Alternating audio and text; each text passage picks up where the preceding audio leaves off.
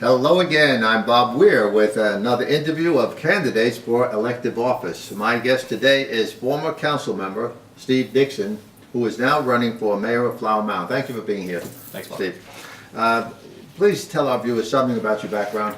Well, I was born in Fort Worth, raised in Weatherford, Texas, moved to Denton in 1983, and so I've been around Denton County for a long time, and here serving my town. One of your opponents in the mayor's race has expressed concern about the town's financial status, debt, pensions, bond ratings, etc. Do you agree with that or disagree? Well, I put out an op-ed here the last couple of weeks talking about how strong we are financially. I'm a fiscal conservative, so I want to make sure that we do everything the right way and we have plenty of money in the bank, so to speak, to actually pay for important items here in town. He raised some concerns about debt at first, and when I looked at it the first time, I thought, oh, our debt numbers are clearly not what he said. And my impression was he was including the PID, the District over the Riverwalk, as debt that was responsible for the town. He did a follow-up, and he was explaining that it was liabilities. Well, the liabilities that he used are accurate, but liabilities are not debt. It's two different things. Now, all debt is a liability, but not all liabilities are debts. I know I kind of get a little deep here, but like accounts payable. Accounts payable is not a debt. When you go into the water department as a new resident of Flower Mound, you may be required to actually put down a deposit. Well, that deposit is a liability to the town, but it's not a debt to the town. Debt is structured. You owe somebody a set amount, you pay interest, and you pay them back on a regular basis, just like your home. That's a debt to you, but your water bill is not a debt to you. It's a liability, but it's not a debt. So then what you're saying is, from your experience being on the council a couple of times and being around here a long time, you don't feel that the town has any problems with the financial condition? No, Flower Mound is in very strong financial shape, and we have some excellent stewards. Deborah Wallace is our CFO. She's highly touted in her field, and she does an excellent job, and she's very conservative, so she's not going to go out on a limb and recommend anything that's going to put us in jeopardy. And then, of course, it obviously goes to the executive staff. Executive staff vets it out. Then, at that point, it gets to the council level during the budget discussions this summer. And we have a reserve fund in the town, right? Yes, absolutely. The town charter requires us to have I'll call it a piggy bank, a reserve, in case something happens, that we have money to be able to take care of this important item that was unexpected. And the town charter originally was set at a 10% level, then it went to a 15% level. It did get higher, but now I believe we're about a 22% level right now. Our CFO does like to have about a 20%, even though the charter says 15. So it's a safety net for the town. Well, that's substantial reserve fund then. It's a substantial reserve fund, but also keep in mind, as any time during the year, if that fund is a substantial amount and we feel like it's in the best interest to actually lower that amount, the town can always do a capital decrease on this. The town's done this before, a one-time capital payout to lower that reserve fund and pay off something. All right, let me ask you a general question. Most people know the mayor doesn't get a vote, except in a tie. So what qualities does a mayor need in order to effectively lead a town? Well, I would say that the mayor needs to be a collaborative force.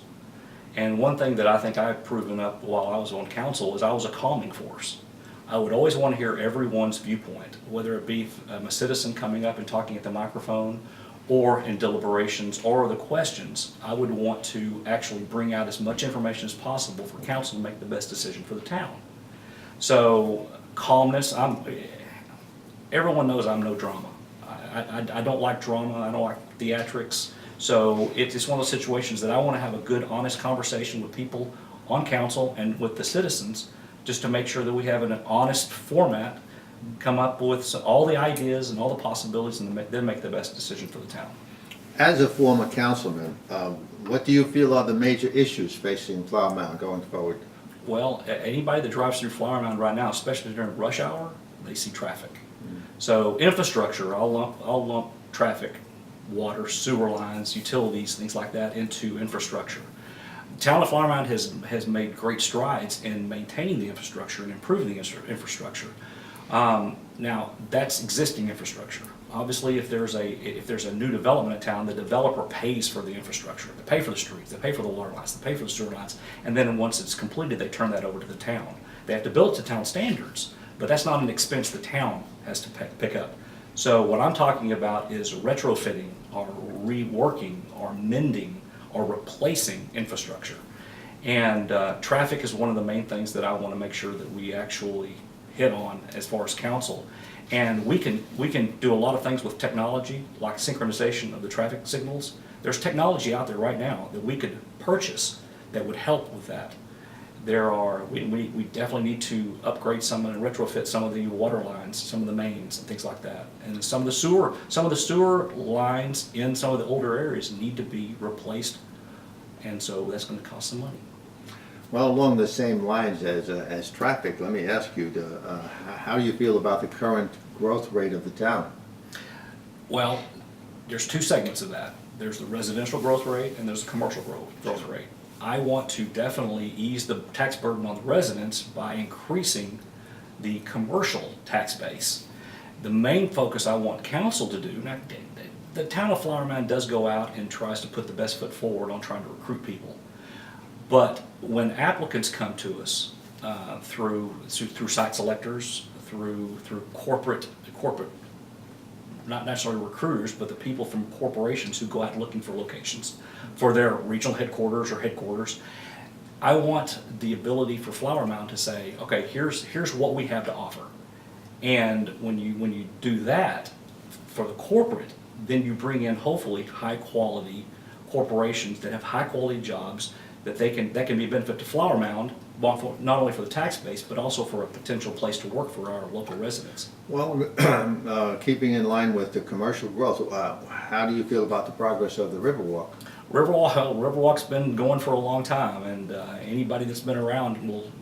When I was on council, I would continually call the developer and say, hey, why aren't we getting more? Why aren't we getting more faster? And when are we going to go vertical? There's a lot of stuff underground they've been working on for a long time. People don't see that. People see vertical. People want to see the restaurants. People want to go into the stores. People want to go into the restaurants. That's what people notice. And so that's the constant question. Even today, when I'm not on council any longer. I still call them and say, where are we at? When are we going to have this? When are we going to have that? Yeah.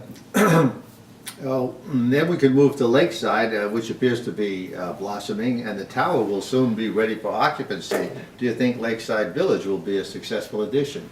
Well, as we saw last night, they tabled at P&Z the Lakeside Village proposal. There's a lot of information in there. There's quite the density increase as far as residential, and then there's also less commercial down there. I want to make sure that we have the commercial that people expect, also the access to the lake that residents like you and I want to be able to go down there and enjoy the. So there's just a lot that they have to absorb before they can fully understand what's coming. They've requested a work session with council and P&Z to discuss more about that. All right, we're moving on to the end here, so let me ask you, is there anything you want to add about your candidacy? Oh, we can talk for 30 minutes, Bob. People have seen me on council before, and people I hope realize that I'm an open ear to people. I'm an open ear to ideas. There's always a way to make things better. We've got to be cautious in Flower Mound on future developments. We have to be cautious on a lot of different things. And I think that I bring that open ear and that receptiveness to all the ideas. Well, I want to thank you, Steve, for being here on this very rainy day, and I want to wish you good luck in the election. Thank you, sir. Thank you, and thank you for watching.